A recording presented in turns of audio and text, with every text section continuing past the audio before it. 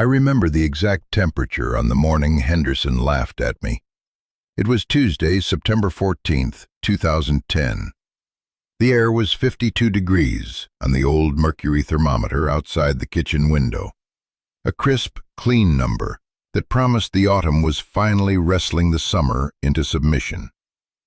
The sky over the ridge was the color of a dented tin bucket, all gray and washed out, and the air smelled of damp woods and distant wood smoke. I remember it so precisely because that was the day I drove into town and spent $247 on 50 pounds of German extra hardy seed garlic at the co-op. Henderson, who ran the place then, was ringing me up when he asked what I was doing with so much seed. He was a decent man, but he had a booming laugh that filled a room and left little space for anyone else's opinion. When I told him I was going to plant it in the old quarry floor, he let out one of those laughs. It wasn't mean, not exactly. It was the kind of laugh you give a child who says they're going to dig to China with a soup spoon. "Mary," he said, wiping a tear of mirth from the corner of his eye, "ain't nothing on that scrape but limestone and heartache. My granddaddy said it. Your granddaddy knew it. You'll be lucky if you get weeds." He handed me my receipt like it was a death certificate for my money. I just folded it, put it in my pocket, and carried the heavy mesh sacks of garlic out to my truck. That receipt stayed in my pocket for a week, a constant crinkling reminder of the doubt. By the way, wherever in the world you're watching from right now, let me know in the comments. I love seeing how far these stories reach. Okay, where were we? Right, the doubt. It wasn't just Henderson. My neighbor, Silas, who'd lived on the next parcel for 40 years, saw me unloading the sacks. He ambled over to the fence line, his hands deep in the pockets of his overalls, a worried frown creasing his forehead. "That's a powerful lot of garlic, Mary," he said, his voice low and careful. 50 pounds, I said. He nodded slowly, chewing on the inside of his cheek. He looked past me, toward the back of my property, to the pale, ugly patch of ground everyone called the scrape. You're not thinking of putting it in the scrape, are you?" I didn't answer right away. I just hoisted another sack onto my shoulder. The cloves inside rattled like bones. "I'm thinking on it," I finally said. Silas sighed, a soft, weary sound. "Mary, your husband Tom, Lord rest his soul, he tried to get a stand of clover going on it for the deer. Spent a whole spring on it. Didn't take. Your father, before him, he tried potatoes one year. Got marbles. My own father said your grandfather was the only one who ever got anything out of that quarry, and that was rock. It's a fool's errand." He said it gently, like a brother warning a sister about a slick patch of ice. He wasn't being unkind, he was being practical. He was speaking the received wisdom of 3 generations. The scrape was a place things ended, not where they began. It was a scar on the land, a monument to failure. And I was about to invest a significant piece of my savings and a whole season of my life into proving them all wrong. I just nodded at Silas. "I hear you, Si, but I've got to try something."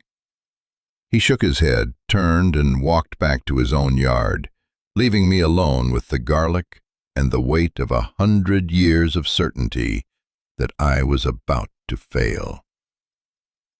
The scrape wasn't just a field. It was the floor of a small, family-dug limestone quarry my grandfather, Thomas Sr., had operated from the 1920s until the big commercial operations put him out of business in the late 40s.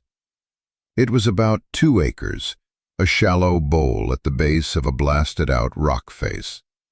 The topsoil had been scraped away 70 years ago and never returned. What was left was a mix of limestone gravel, crushed rock dust, and whatever thin, struggling bits of vegetation could survive. It baked bone white in the summer and turned into a slick, chalky mud in the spring. In the fall, like now, it just looked tired and pale, a ghost of a field. My grandfather had made his living from it, hauling out stone for foundations and roads. He'd built his house, the very house I was living in, with its stones.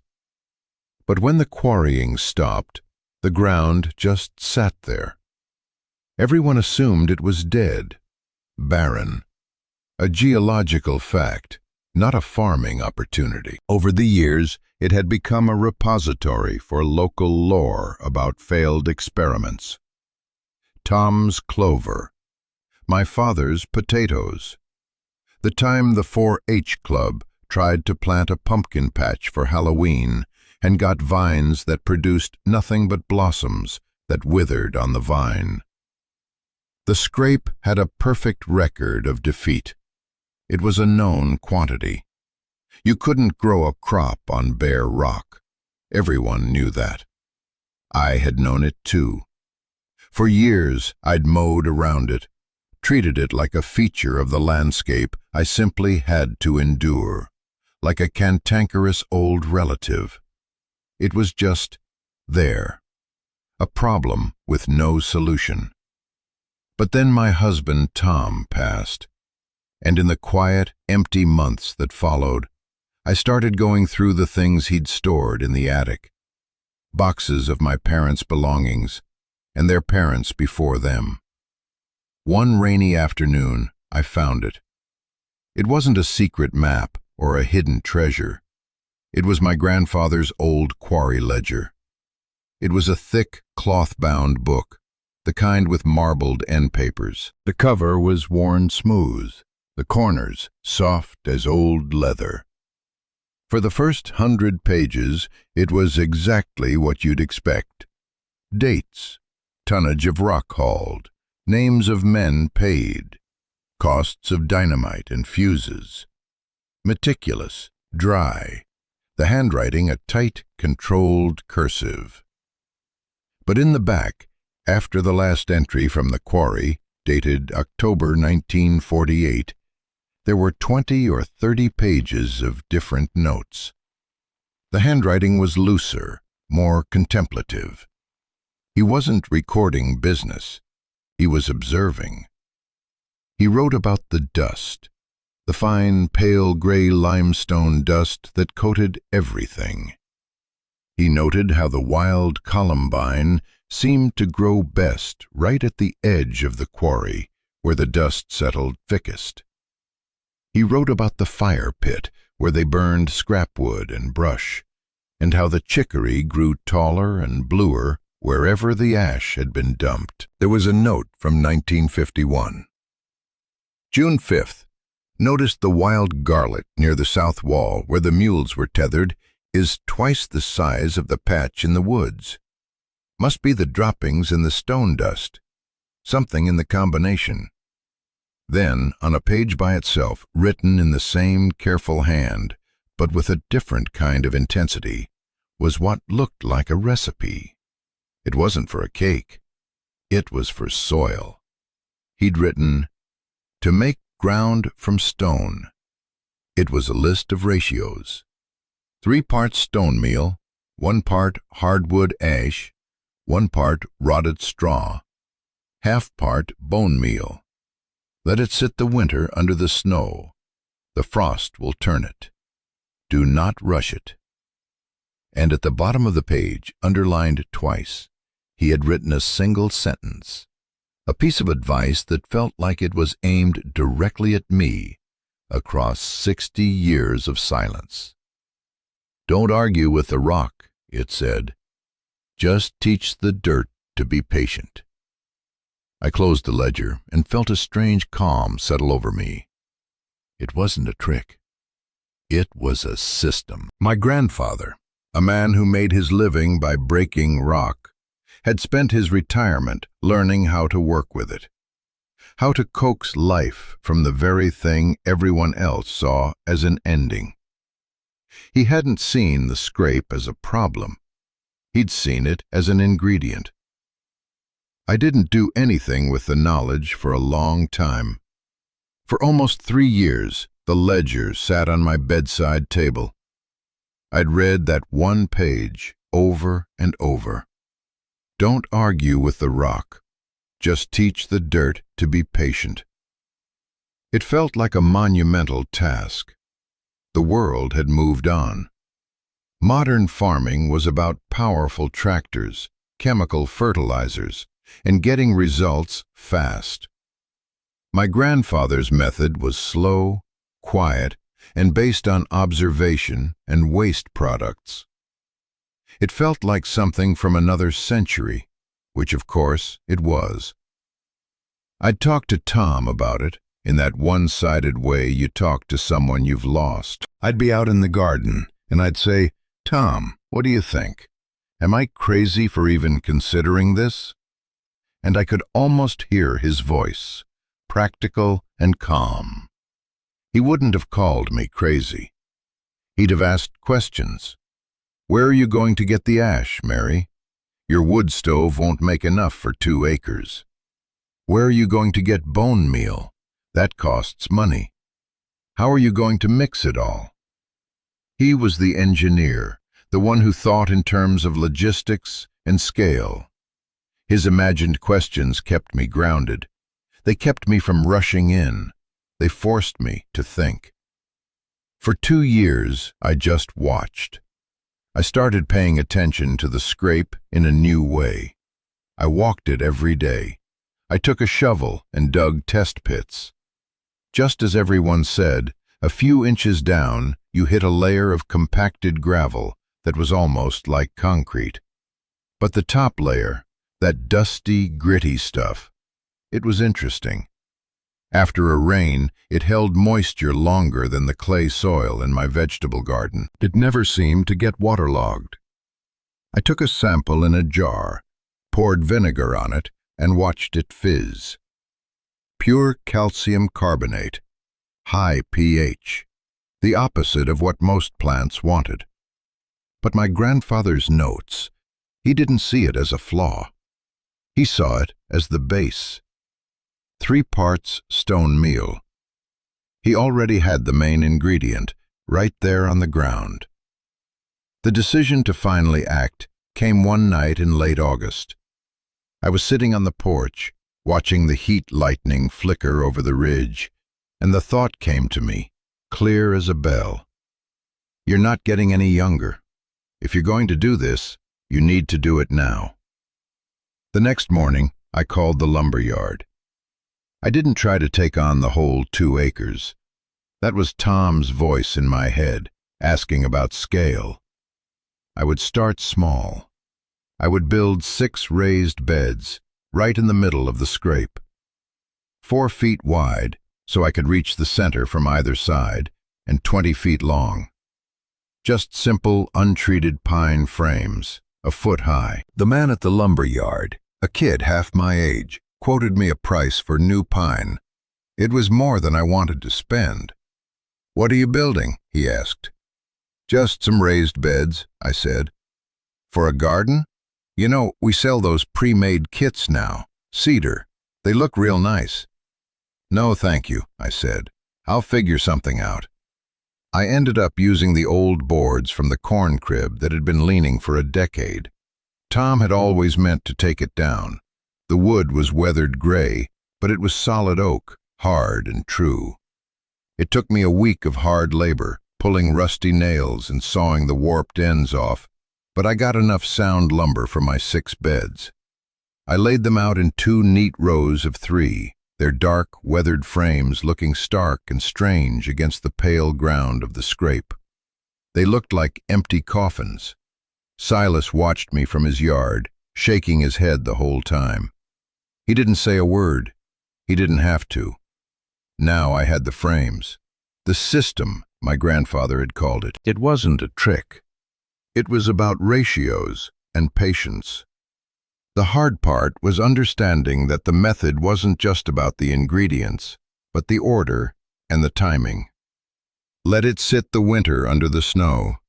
The frost will turn it. That meant I had to build my soil now, in the fall, and trust the process. The limestone dust, the stone meal, was already there. That was my 3 parts. I just had to break up the compacted surface inside the beds, which I did with a heavy grub hoe and a steel rake.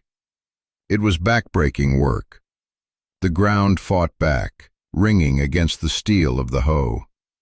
But slowly, I worked the top 6 inches of each bed into a loose, gritty powder.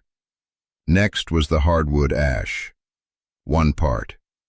Tom's voice was right. My little wood stove wouldn't produce nearly enough. So I put an ad in the local paper. Wanted, hardwood ash from wood stoves. No charcoal, no lighter fluid. We'll haul away. My phone started ringing. People were happy to get rid of it. For 2 weeks, I drove my old truck all over the county, collecting 5-gallon buckets of clean, white ash. I met old farmers, young homesteaders, people who, like me, heated with wood. They were all curious. "What do you need so much ash for?" they'd ask. "Making soil," I'd say. The looks I got were a mixture of pity and amusement. Ash was a waste product, something you buried so it didn't kill the grass. But I remembered my grandfather's note about the chicory. I stockpiled the buckets behind the barn until I had what I judged to be the right amount. Then, rotted straw. 1 part. I got lucky with that. A dairy farmer down the road had a dozen bales that had gotten wet and started to compost. He called it spoiled hay and was going to burn it. I offered him $20 for the lot, and he laughed and told me I could have it if I hauled it myself. It was heavy, steamy, and smelled earthy and sweet. It was teeming with life. Perfect. The last ingredient was the bone meal, 1/2 part. This was the only thing I had to buy, besides the garlic itself. I bought 3 50-pound bags at the feed store. It was expensive, the second biggest cash outlay after the seed garlic. This was the phosphorus and the extra calcium. This was the slow-release power. On a cool, overcast day in late September, I assembled my soil. I didn't use a tiller or a machine. I did it the way I imagined my grandfather would have, with a shovel and a wheelbarrow. For each bed, I spread the rotted straw, then a heavy dusting of bone meal, then a thick layer of the white hardwood ash. Then, using a shovel, I folded it all into the loose limestone gravel of the bed, turning it and turning it until the distinct layers disappeared and it became a uniform, mottled gray. It didn't look like soil, it looked like wet concrete mix. It was gritty, strange, and didn't smell like earth at all. It smelled of minerals and damp and time. When I was done, the 6 beds were full. I stood back, my hands on my aching hips, and looked at my work. 6 gray, lifeless-looking rectangles sitting in the middle of a pale, barren field. Henderson's laugh echoed in my ears. Silas's worried frown hung in the air. For a moment, a wave of profound doubt washed over me. What have you done? You've spent weeks of hard labor and hundreds of dollars to make 6 boxes of wet gravel. That was the night I wrote the check for the seed garlic, because I knew if I didn't commit, if I didn't buy the final piece of the puzzle, I'd let the doubt win. I'd let the bed sit there, and my nerve would fail come spring. I had to go all in. So I drove to the co-op, endured Henderson's laughter, and came home with 50 pounds of promise in rattling mesh sacks. I stored them in the cool, dry barn, and for the next 6 months, I did the hardest part of my grandfather's method. I did nothing. I waited. The work of building the beds had been straightforward. It was labor, pure and simple. You lift, you carry, you mix. You get tired, you get sore. And at the end of the day, you can see what you've accomplished. But the waiting was a different kind of work. It was an exercise in faith. I'd walk out to the scrape every few days, my boots crunching on the gravel path I'd worn. The 6 beds just sat there. The rains came in October, and the gray mixture darkened. The first hard frost came in November, and the surface of the beds crusted over with a thin lacework of ice. Then the snows came in December, deep and silent, and the beds disappeared completely, buried under a soft, white blanket. Out of sight, but not out of mind. It was during that long, quiet winter that the institutional doubt arrived, in the form of a young man from the county extension office. His name was Kevin, and he couldn't have been more than 25. He was bright, eager, and held a degree in agronomy from the state university. Someone, I always suspected it was Silas, trying to help in his own way, had called his office and expressed concern about an elderly woman trying to farm on unsuitable land. So Kevin showed up one morning in his official county truck, clipboard in hand, a picture of earnest bureaucratic helpfulness. He'd seen the beds before the first snow, and he had questions. "Ma'am," he began, after I'd invited him in for coffee, "we got a call about your project out back. I just wanted to come by and offer our services. We can do a full soil analysis for you, tell you exactly what you need in terms of nitrogen, phosphorus, potassium." I just smiled and poured his coffee. "I appreciate that, Kevin, but I don't think your tests would tell you much you don't already know. It's limestone, high pH, high calcium, no nitrogen to speak of." He brightened. "Exactly. So a typical remediation would involve bringing in several tons of topsoil, and then we'd likely start a multi-year regimen of soil acidification with sulfur, plus heavy nitrogen inputs, maybe a cover crop of buckwheat plowed under." He was reciting his textbook.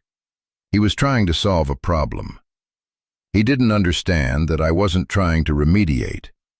I was trying to collaborate. "I'm trying something different," I said quietly, "an old method." I took him out and showed him the now snow-covered rectangles. I explained my grandfather's theory. I told him about the ash, the bone meal, the rotted straw. I watched his face as I spoke. The polite interest slowly morphed into a kind of professional pity. He was too well trained to laugh like Henderson had, but his skepticism was just as clear.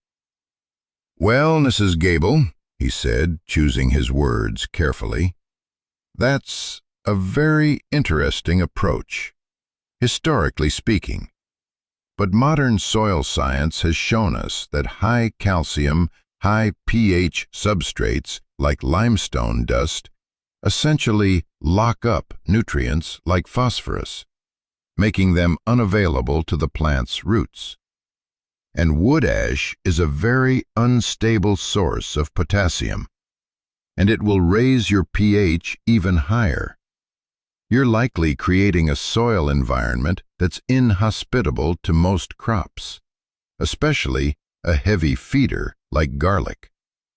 He was so sure. He had charts and studies and the full weight of the university behind him. I had a sentence in a 70-year-old ledger. "I see," I said. "Well, I appreciate you coming out. I can leave you some pamphlets," he offered, a little desperately. "On container gardening, maybe? You could bring in good soil and have a wonderful garlic crop in containers. "No thank you, Kevin," I said, walking him back to his truck. "I'm committed to this ground." He left, and I felt a familiar chill that had nothing to do with the winter air. It was the chill of being dismissed, the feeling that the whole world runs on one set of rules and you are foolishly trying to use another. He was a good young man.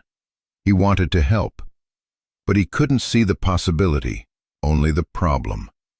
He saw rock. He saw high pH. He saw failure. He couldn't see the patience. That night was a hard one. A bitter wind howled around the corners of the old house, and the temperature dropped into the single digits. I sat in my worn armchair by the wood stove, the same stove that had provided the ash for my experiment. I could hear the house groaning under the cold. The doubt that I'd been keeping at bay all winter came creeping back in. Kevin's words echoed in my head. Inhospitable. Nutrient lockup. Unstable. He was educated. He had science on his side. What did I have? A cryptic note from a man who'd been dead for 40 years. A pile of waste materials. A stubborn belief that felt, in the deep cold of that night, like pure foolishness. I got up and went to my bedroom. I picked up the old ledger from the nightstand. The pages were soft, almost like cloth. I turned to the back, to that page I knew by heart. The lamplight fell on the faded ink, the steady, deliberate script of a man who worked with his hands and paid attention. To make ground from stone. I read the simple recipe again. 3 parts stone meal, 1 part hardwood ash, 1 part rotted straw, ½ part bone meal. It was so simple, so elemental. And then I read the final instruction, the one that mattered most. Let it sit the winter under the snow. The frost will turn it. The frost, the cold, the very things that were making the world outside seem so harsh and dead were part of his process. They weren't an obstacle. They were an ingredient. And then my eyes fell on the last line, the one I had been clinging to for months. "Don't argue with the rock," I whispered aloud, my voice sounding small in the quiet room. "Just teach the dirt to be patient." I closed the book and put it back on the table. Something settled in me. Kevin and his science. They were trying to fight the conditions. They were trying to argue with the rock, to force it to become something it wasn't. My grandfather's method was different. It was about acceptance. It was about taking the rock, the ash, the decay, the cold, the time, and trusting that they could be taught to work together. It wasn't about conquering the scrape. It was about listening to it. I went to bed that night and slept soundly for the first time in weeks. I had made my decision. I would trust the process. I would trust my grandfather. I would let the winter do its work. The snows finally began to recede in late March, melting away in slow, dirty patches. The scrape reappeared, looking pale and washed out, and my 6 beds emerged from their white hibernation. They looked different. The mottled gray color had deepened to a rich, dark charcoal. The texture was no longer gritty and loose. When I poked a finger into the surface, it was fine-grained and held its shape, like damp flour. It smelled different, too. The mineral scent was still there, but underneath it was a deep, earthy smell, the smell of a forest floor after a rain. The frost had turned it. The winter had worked its magic, breaking things down and bringing them together in a way no machine could. On the first Saturday of April, The soil was finally dry enough to work. The air was cool, but the sun was warm on my back. It was time. I brought the mesh sacks of garlic out from the barn. I sat on an overturned bucket beside the first bed and broke the big bulbs apart into individual cloves. Each one was a perfect, self-contained promise. German Extra Hardy is a beautiful garlic, with big fat cloves and purple blushed wrappers. I chose only the largest, healthiest cloves for planting, setting the smaller ones aside for my own kitchen. Planting the garlic was a quiet, meditative task. I pushed each clove into the dark, strange soil, pointy end up, about 2 inches deep and 6 inches apart. The soil yielded easily, with a soft, pleasing resistance. It felt alive in a way I hadn't dared to hope. I worked my way down the first bed, then the second, a steady rhythm of bend, push, and slide. 6 beds, 20 feet long, 4 feet wide. It took me the entire day. As the sun started to go down, casting long shadows across the scrape, I finished the last row of the last bed. I had planted just over 400 cloves in each bed, nearly 2,500 cloves in total. I stood up, stretching my stiff back, and looked at my work. Nothing had changed, visually. 6 flat rectangles of dark soil. But now they were seeded with potential. They were no longer just an experiment. They were a garden. I covered the beds with a light mulch of clean straw to hold in the moisture and keep the weeds down. And then the waiting began again. The first sign of life came 3 weeks later. It was a Sunday morning. I walked out with my coffee, as I did every day, to check on the beds. And there they were. Tiny green spikes, no thicker than a pencil lead, pushing up through the straw mulch in perfect, ordered rows. 1, then a dozen, then 100. They had broken ground. I knelt down and touched one. It was cool and firm. It was real. I'm not ashamed to say my eyes filled with tears. It wasn't just a sprout. It was a vindication. It was a message from my grandfather, sent across the decades. It works. From that day on, the growth was explosive.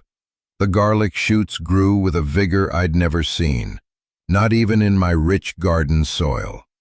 By mid-May, they were a foot tall, thick, and a deep, healthy blue-green. The color was astonishing. They didn't look like plants that were merely surviving. They looked like they were thriving, feasting on some secret banquet I had laid for them. Silas noticed. He stopped his riding mower at the fence line one afternoon and just stared. He shut the engine off. The sudden silence was loud. "Mary," he called out, "what in the Sam Hill did you put in that dirt?" "Just what I told you, Si," I called back. "Ash, straw, and patience." He shook his head, a slow, wondering motion. "I've never seen garlic that color," he said. He didn't say he was sorry he doubted me. He didn't need to. That look of stunned disbelief was apology enough. By early June, the garlic was 3 feet tall, with thick, sturdy stalks. The scapes appeared, the flowering stems that a garlic plant sends up. They curled into beautiful, looping green coils. I snapped them off, as you're supposed to direct the plant's energy back down into the bulb. The scapes themselves were a harvest. They were tender and tasted of mild green garlic. I filled a basket with them and took them to the farmer's market. They sold out in an hour. People were amazed by their size and flavor. "Where did you grow these?" they asked. "In the old quarry," I'd say, and enjoy the confused looks on their faces. The work was proving itself. The evidence was there for anyone to see. 6 20-foot-long beds filled with the most robust, healthy garlic plants imaginable, growing in a place where nothing was supposed to grow. I didn't have to argue or explain. The plants spoke for themselves, and their testimony was irrefutable. The neutral verifier arrived in early July, not long before the harvest. He wasn't there for me or for my garlic. His name was Ben, a graduate student from the State University's geology department. He was a thin, serious young man with wire-rimmed glasses and a constant, questioning squint. He had a grant to study the specific limestone formations of our region, and he'd gotten permission from the county to take samples from my property, from the exposed rock face at the back of the scrape. He arrived with a truck full of scientific equipment: soil augers, pH meters, sample bags, and a portable X-ray fluorescence analyzer, a device that looked like a ray gun from a science fiction movie. He was polite and professional, careful to explain what he was doing. For a week, he was a quiet presence at the far end of the scrape, chipping at rocks and drilling soil cores. On his last day, he walked over to where I was weeding between the garlic beds. He had his ray gun thing in his hand. He'd been watching my garlic for days, his curiosity clearly getting the better of his geological focus. "Ma'am," he said, pushing his glasses up his nose, "forgive me for being nosy, but I've been running some tests on the substrate you've created here. It's fascinating. From a geochemical perspective, I mean." "Is it?" I said, leaning on my hoe. "Yes," he said, getting excited. He pointed the device at the soil in one of the beds and squeezed the trigger. It whirred and beeped. He looked at the small screen in the back. "See, the baseline pH of the quarry floor is about 8.2, highly alkaline. Your beds are still at 7.8, which is extraordinary. And according to this analyzer, the bioavailability of phosphorus and potassium is off the charts. But the science says that at this pH, the calcium should be binding with the phosphates, making them inaccessible. It's a paradox." He took a core sample, a long tube of dark soil. You could see the layers of how it had settled. It was dense with fine white webs of mycelium, the fungal network that helps plants absorb nutrients. "I don't have a conventional model for this," he said, looking from the soil core to the towering green stalks of the garlic. "The high potash content from the ash should have created a cation imbalance, but it hasn't. The slow decomposition of the straw and the bone meal, combined with the microbial activity, it's like you've built a living battery for the plants. The limestone isn't a limitation. It's acting as a structural and mineral releasing matrix. It shouldn't work this well. But obviously," he gestured to the rows of thriving plants, "it does." He wasn't praising me. He was praising the process. He was a scientist, confronted with a result that defied his textbooks. He couldn't explain it with his charts, but he couldn't deny the reality of it. He saw the plants, he saw the soil, and he saw the numbers on his machine, and he quietly conceded that the old method had achieved something his modern understanding could not account for. "My grandfather was a quarryman," I said. He paid attention. Ben nodded, looking at the soil with a newfound respect. "Yes, ma'am," he said.